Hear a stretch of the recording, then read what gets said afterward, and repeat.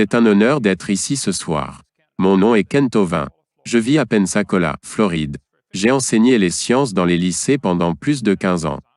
Et maintenant, je voyage pour faire des séminaires sur la création, l'évolution et les dinosaures.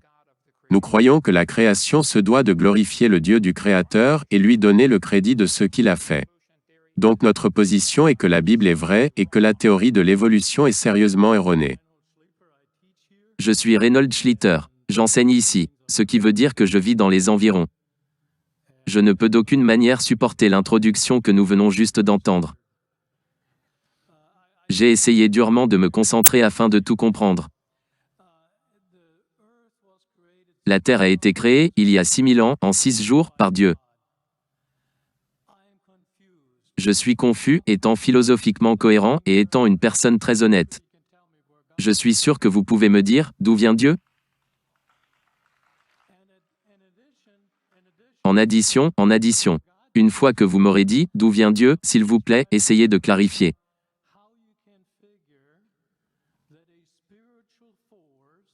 Comment vous pouvez comprendre qu'une force spirituelle peut avoir un impact sur un univers matériel pour le créer? Je pense qu'il y a quelques années, nous avons déjà parlé de ce genre de choses. Et des cercles philosophiques en tout cas posaient la question.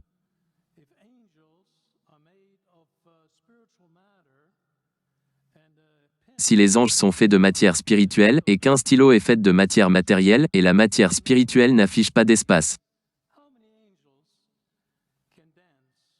Combien d'anges peuvent danser sur la pointe d'un stylo?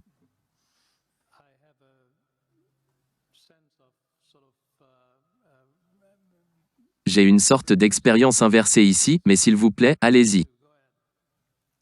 Vous avez 5 minutes. Je veux juste savoir quelle question? Ça va, vous pouvez prendre le reste des minutes. Nous sommes censés poser une question à la fois. Laquelle aimeriez-vous que je réponde? Cela fait partie du format du débat. Je veux que vous remplissiez le reste de l'histoire du début de l'univers. Dieu, la matière spirituelle, l'impact sur la matière matérielle. D'accord. Donc 2 questions? D'accord. Bien, très bien. Votre question, d'où vient Dieu, suppose que vous pensez incorrectement. De toute évidence, cela montre que vous pensez au faux Dieu. Parce que, le Dieu de la Bible n'est pas affecté par le temps, l'espace ou la matière. S'il est affecté par le temps, l'espace ou la matière, il n'est pas Dieu. Le temps, l'espace et la matière sont ce que nous appelons le continuum. Tous doivent exister au même instant. Parce que, s'il y avait de la matière, mais pas d'espace, où la mettriez-vous?